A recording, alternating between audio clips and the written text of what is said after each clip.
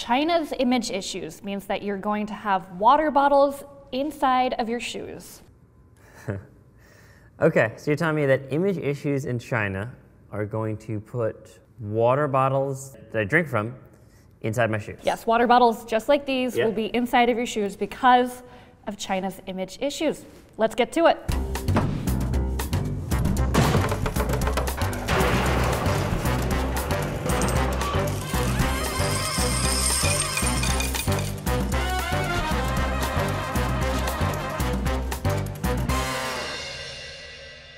Welcome to the KnockOn Effect. This is where we start with the thing you know and end up in a strange place. I'm Justine Underhill, and joining us today is our scrappy guesser, Alex Rosenberg. Very good. How are you? Very good. And we have, of course, our picture-perfect professor joining us from an undisclosed location, Roger Hurst. Hello, everybody. Hello, hello. And now the professor and I will not just take you on a journey from China's image issues to water bottles in your shoes. Okay. We're going to have actually a few pit stops along the way with 4 completely unique knock-on effects. So we're going to have almost a hub and spokes model of the knock-on effect this week. Great. So of course this week we begin in China, as we have for many other episodes, but this is a little bit different. China isn't known as one of the world's cleanest places. No. That's not the stereotype. Yeah, not what it's known for. Actually, quick fact here, China's air pollution is so extreme that in 2015, Berkeley Earth estimated that it contributed to 1.6 million deaths per year. So image issue there for sure. Also death issue, right? Death and that's issue, not just an image issue, is it? It's like saying like Jack the Ripper had a bad PR firm. Like, yeah, okay. It's like there are other issues there. No, so China actually has its own pollution issues, but they've also been importing a lot of the world's pollution. Okay, so Professor, can you tell us what's been going on here? That's right. China has been the dumping ground for pretty much everybody in the world. They've accepted nearly 300 million metric tons of America's scrap alone over the last 25 years, so a quarter of a century. Paper, plastic, recycling, pretty much anything. But also Japan, countries in the European Union, and from all over the developing world, basically everyone and anyone has been sending all their waste products to China. People don't realize that there is a huge global trash trade. Countries from all over the world, and this is primarily the direction, have been sending a lot of waste to China. Now, when we use the word waste, I want to be clear, that includes trash and recycling. I did speak with someone in an industry group, a recycling industry group. They got very upset that I was using the word waste, but they did say it's not the battle to pick because everybody uses the word waste for both trash and recycling. What word did they like? They liked scrap. So you'll see me use scrap interchangeably. Scrap? Scrap, because it is a lot of this. So if I throw out my cat's litter box, you know, it's scrap? Well, because a lot of what's getting sent to China are things that are being reused, because that's where the market is. And so they consider it scrap because it's not like it's getting discarded completely. This is a huge business. So 72% of the world's plastics end up in China. $2.2 billion of paper and plastic from the US ends up in China. Now, why it's such a big business, we will get to in a little bit. But first we need to get to the news of the day, which is, guess what? This year, China said, no more. We don't want any more of your recyclables, your plastics, etc. And actually, it's a little bit more nuanced. Professor, what's been happening there? They've instituted, why they've come up with this name, their national sword policy. Initially, this is banning about 24 materials, so post-consumer plastic, mixed paper, and various other stuff, cardboard, plastic, scrap metal. But they've also, and this is sort of the sneaky bit as well, they sort of say, look, yes, we'll still take some stuff, but it can only be 0.5% impure. And that means that small amounts of food scraps, bits and pieces that gets into this scrap can ruin a batch of recycling. And it's a threshold which is now far too low for most of the US current technology to handle. So it's really, they've banned pretty much all of it. Yeah, so basically if you get a little bit of ketchup on your newspaper, or I don't know, there's a banana peel in some of the recycling, that can completely ruin the whole batch. So you're saying when I recycle a bottle, so you throw some things together in a bag and then you put it somewhere Is it processed in the US and then the processed stuff is sent to China? So we'll get to some of the actual, the lineage of like how it actually works. But yes, a lot of what we have in the US ends up going to China. China is bigger in terms of processing recyclables than the next 10 countries combined. So they are sort of the big whale in this, and the fact that they're closing their borders to a lot of these recyclables has been a huge problem, and it's all because of the fact that they're trying to appear more of environmentally friendly. But the irony is... you picked up on the irony. Yeah, no, keep going. No, we think of it as environmentally friendly to recycle because, is it because we're not seeing the effects of what's going on? It's a double-edged sword. Is that why it's called the sword policy? Maybe. So it's, in some ways, I mean, Adam Minter, who's a columnist at Bloomberg, he also wrote Junkyard Planet. He went to some of these recycling facilities and towns in China. They are literally wastelands. It is toxic, it is gross. There's Christmas tree lights get recycled, and sometimes what happens is they just get burned, and then you get the resulting copper wire that's left behind. And so it's sort of like all these chemicals are going into the environment. The recycling industry in China isn't all that clean in some sense. I want to let you keep going, but the question that everyone will want to know is, are you better off just throwing the lights in the garbage then rather than recycling them? This is something that we will get to that. Yeah, so basically this is China's policy of Yang La Ji, which is a campaign against foreign waste. And this has actually been an issue for a long time. Now, China has banned materials coming into its country before. They banned e-waste, so electronic waste, in the 2000s, because there's a lot of like toxic chemicals and other things that are in a lot of this electronic waste. Physical things. So like, I thought it was like junk emails. I was like, where do all these junk emails get sent? No. This is like physical. Get sent to one city in China. Laptops, computers, cell phones, all these things, they get taken apart. But you know, there are things like mercury in them that gets into the water source. Children are oftentimes the ones that are disassembling these. And there's a movie that came out recently called Plastic China that sort of highlighted like all this awful stuff that's going on in this industry. But anyway, the important thing is to know what happened when they banned e-waste is, guess what? There became a huge black market for electronic waste because it is so darn valuable in China. And so actually right now in East Asia alone, it's estimated that the e-waste black market is worth $3.75 billion. And so using that as a model, our first knock-on effect of the day is that we are likely to see a recycling black market pop up in China. Because guess what? This is an industry that employs 1.5 million people, and it also supports another 10 million jobs. And this kind of gets into where we're going next, which is how big this industry is in China and why it became such a big industry. And for that story, we need to travel back in time to the 1980s. Professor, what was going on in the 1980s? So during the 80s and the 90s, there weren't many options for raw materials. The government sort of were the source of resources and gave them to the sort of state monopolies. But there was a manufacturing boom going on, and they needed cheap and easy to access raw materials. And so rather than throwing technology at the problem, guess what China did? They threw millions of laborers at the problem. Yeah, so basically what happened is China was going through a manufacturing boom. They needed raw materials. A lot of the businesses didn't have enough, so it was cheap enough to import raw materials, plastics and other things that were discarded by the West to them, and then they were basically able to turn that into new products. So that's sort of how this economy got formed, and it's believed that the recycling industry was actually one of the backbones of China's rise to being such a global power in terms of being able to create so many materials because they didn't have those raw materials on their own. And then on the other hand, places like the US, Canada, the UK had more waste that they knew what to deal with, and so it was sort of a beneficial trade to send a lot of their discarded materials to China. So bottles will go to China, and people in China will make them into, back into plastic, and then that plastic will be used for other things, or back into metal, or back into... Exactly. But guess what? China's no longer accepting that material, and they still need a lot of raw materials. So what are they going to do? We have Adam Minter, who I mentioned before, a reporter for Bloomberg.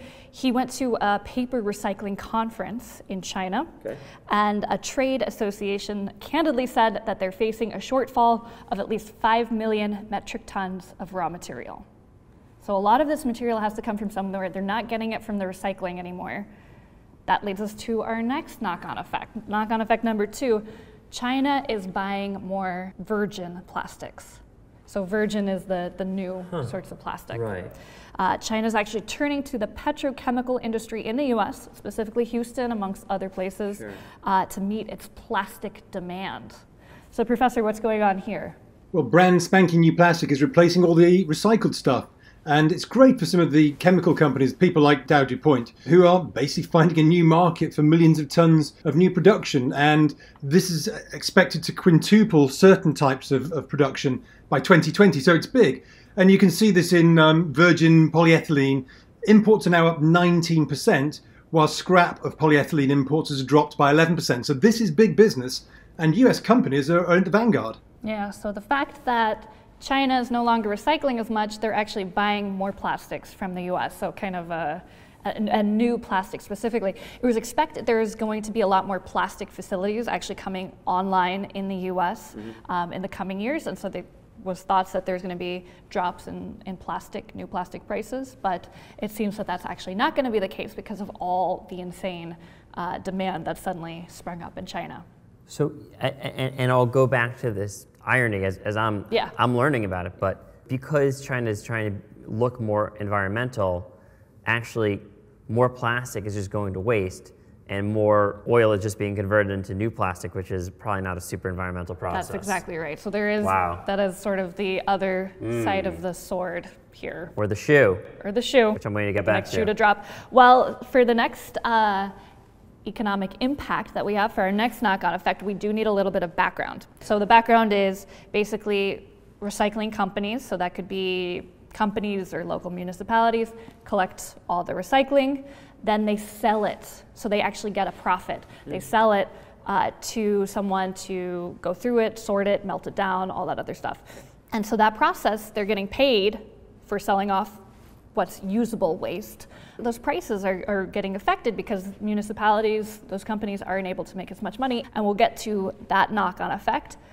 But what's key here is that this system worked really well to actually send a lot of the waste to China because of our trade deficit. So if you think about it this way, boats coming from China with a lot of goods, and then they had to leave the US and go back to China, they'd oftentimes be empty. We make stuff too. Yeah, garbage. Garbage. Yeah, it's basically a lot of China's products coming back home. Is one way to put it. But if you think about it, it's pretty interesting economics because a ship going one way isn't the same price as a ship going the other way because it has to return back. And so they oftentimes gave a discount to US, anyone that wanted to put something on in the US and send it back to China, and waste was so cheap. Just throw it on the boat.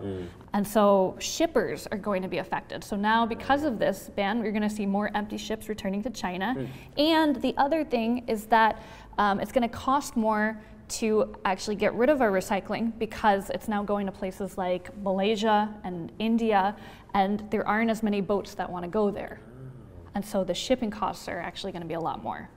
Could be good for those countries as they produce things. They might be able to more easily get it shipped back to the US. Yes, exactly. And so there are some arguments that this is going to boost their manufacturing industry, but we do have a lot of these countries actually overwhelmed with recycling. So all the other countries have been sending to Thailand, Malaysia, India, have been sending their recycling, and now they're closing their doors to some of this recycling because it's actually overwhelming.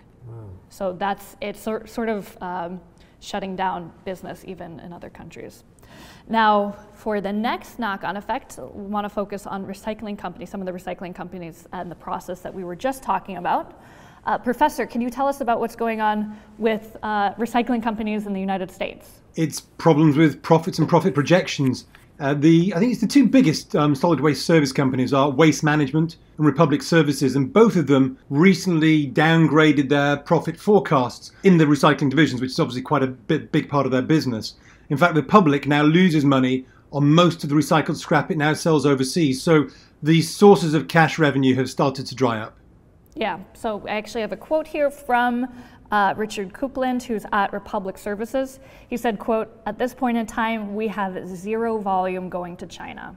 We are still able to move material, but our economic model is completely upside down." Wow. And so this has been affecting a lot of different companies, but also municipalities. Costs are increasing. They're getting passed along to US consumers and households. In some places, parts of Idaho, Maine, Pennsylvania, waste managers are continuing to recycle, but they're looking into regulations and laws where they can actually increase the price potentially on some of the households and businesses. Other places, what they've been doing is they've just been stockpiling recycling because they didn't want to, they don't have any place for it to go, but they don't want to like let it go for free, or they don't know what to do with it, so they're just holding on to it. In California, officials are actually concerned that improperly stored bales of paper could become hazards during wildfire season. And then the final way to deal with this is, of course, just to take it straight to a landfill. Oregon's one of their disposal companies sent, quote, all its recycling to landfills for the first few months of the year. So yeah, basically what we were talking about, we have more plastics. I would expect that out of Oregon. I know, it's become very controversial because they do like to recycle quite a bit. But so basically you have a lot more plastics getting burned. You have China needing to get more plastics in, so you kind of have a very fragile economy, a very fragile cycle that kind of got broken when China stepped out. So I'm going to ask some follow-up questions here. Yeah. You know, if you throw this in the thing at the next to the grocery store, you'll usually get like 5 cents or 10 cents. Yeah. Are you going to lose those? So that's what I asked this woman who works at this recycling industry group, ISRI, and she basically said, I asked her if the 5 cents return was going to go away. She said, we haven't gotten there yet. So it could be coming. That could be something that might get changed, but that's, you know, it's only been since January this has been going on. We still have yet to see the full-fledged effects of everything. So now get back to my other question about the Christmas lights, because if it was on the margins anyway, in terms of, you know, recycling leads to some good things, some bad things, and on the whole, maybe it was good. Now that we're in sort of a different regime, is it really still, I mean, I don't even know how you judge environmentally good since it's kind of qualitative and... It depends on how you recycle. So first of all, recycling can take a lot of energy to separate it, to process it, to melt it down.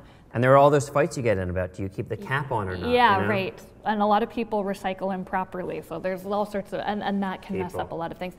And then it depends on how you recycle it. So sometimes the recycling in China is a really dirty business. It doesn't have to be that way, but for cost-effective reasons, burning things and then getting the copper wire or whatever it is that's left over, even though it's something useful, it's very dirty. But there are other, let's say for Christmas lights, there's this really ingenious solution where they ground it down into like tiny bits, put it on water, the copper separates from the plastic, and then it kind of, you get these two streams of runoff.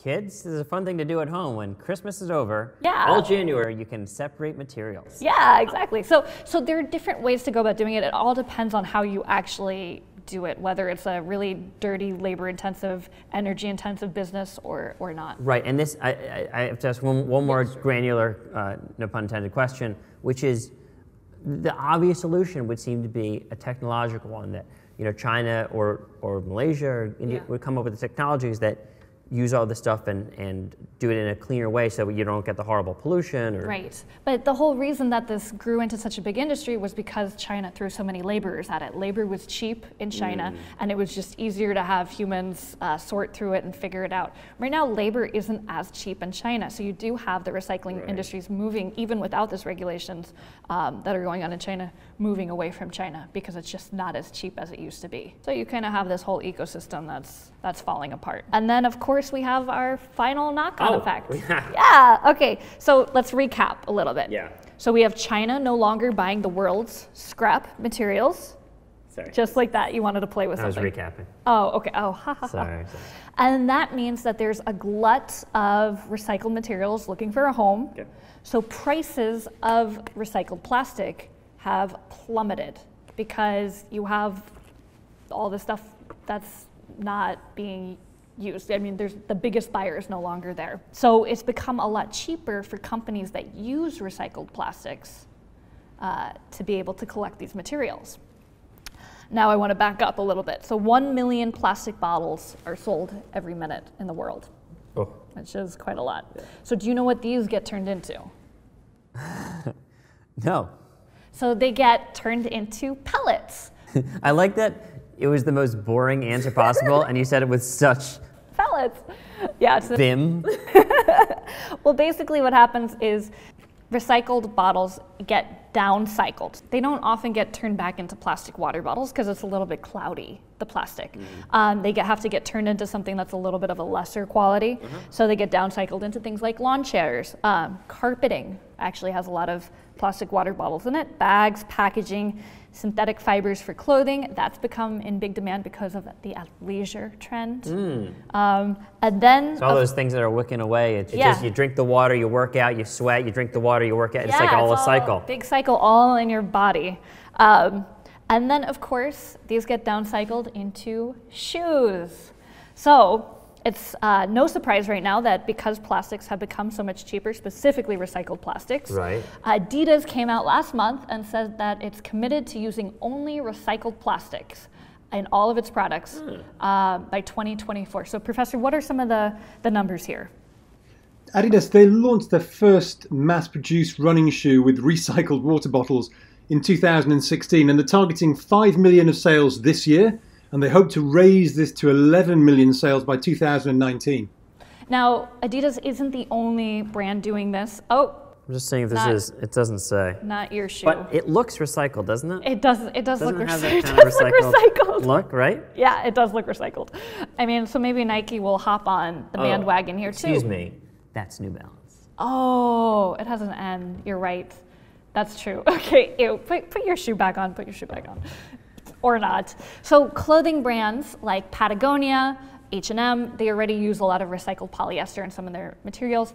And now that the price of these recycled plastics is so much cheaper and is going to get so much cheaper, I wouldn't be surprised if you see a lot more companies coming out and saying, hey, we're going to start using a lot of these plastic pellets, specifically from water bottles, in our clothing, in our shoes, especially following Adidas' lead.